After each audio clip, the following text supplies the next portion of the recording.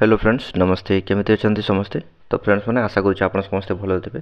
तो नवीन सरकार जो आपंकर बीएसक्यूआई नवीन कार्ड जोटा बाहर करथिला तार एक्चुअली लास्ट डेट 16 तारीख थिला बट से डेटा एक्सटेंड होती आउ मैंने नेक्स्ट जोटा एप्लाय करि पारिबे को माने करि पारिबे नै कोन थिले करि पारिबे आउ कोन असुविधा होची एप्लाय कला बेले से विषय रे ए वीडियो रे आपण डिटेल्स जानि पारिबे। तो वीडियो को स्किप करिबे नै लास्ट पर्यंत देखिए आउ जो मैंने भी चैनल नुआ चैनल टी सब्सक्राइब करते।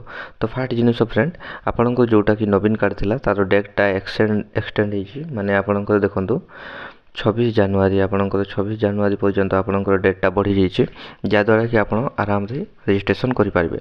तो बहुत जनकर कौन हम आपणकर राशन कार्ड ना कटि जाइए बट आपणकर स्वास्थ्य कार्ड नथिबो तो से जगह कौन करेंगे आपण जोटा भी आपण पाखे सप्लाय ऑफिस अच्छी माने जोटा कि आपणकर राशन कार्ड पर जो एप्लाय कले आप जानते सेठिकी जी सेठिकी जाइए आप कहे कि मोर राशन कार्ड रू ना कटि सारी बट एवं पर्यंत मो बीएसक्यूआई कार्ड एप्लाय कर पारे ना।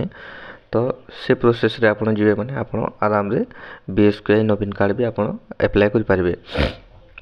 आ बहुत जन कौन होची मनकर ना रोचे मनकर मैरेज कर जड़े पर्सन बट तांको बाप घरे ना रोथो बट ससुर घरे से माने जानि नथिबे।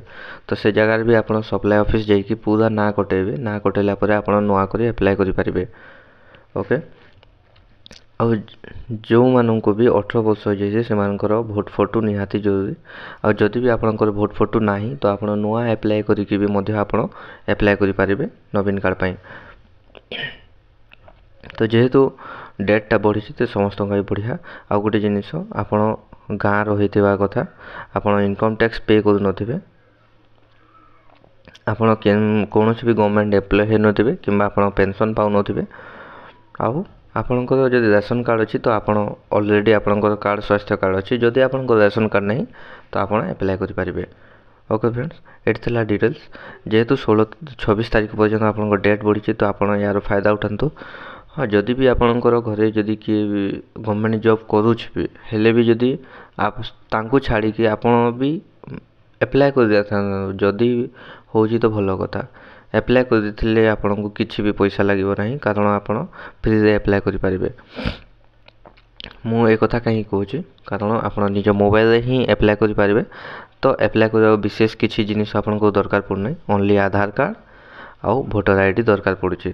तो जदि आप चाहिए तो निजर फैमिली आराम से ऐड करेंगे सब जिनिस जदि आपणकर भेरीफाई होगला सक्सेस होगला तो आप गोटे कार्ड पाइबे जहाँद्वारा आप कौन भी हॉस्पिटल माने बे तो एक्सटेंड हेबो माने मे बी मार्च मे 1 रू बोधे पूरा एक्सटेंड हो सर्विसटा आउ ए कार्डटा काम करिवो तो आपण ही फायदा रहिबे। ओके फ्रेंड्स जदि भी किसी डाउट थो तो आपण कमेंट सेक्शन में पचारे। हो फ्रेंड्स एमती का इनफॉर्मेटिव वीडियो में चैनल टी सब्सक्राइब कर दे था। देखा नेक्स्ट वीडियो जय हिंद जय भारत।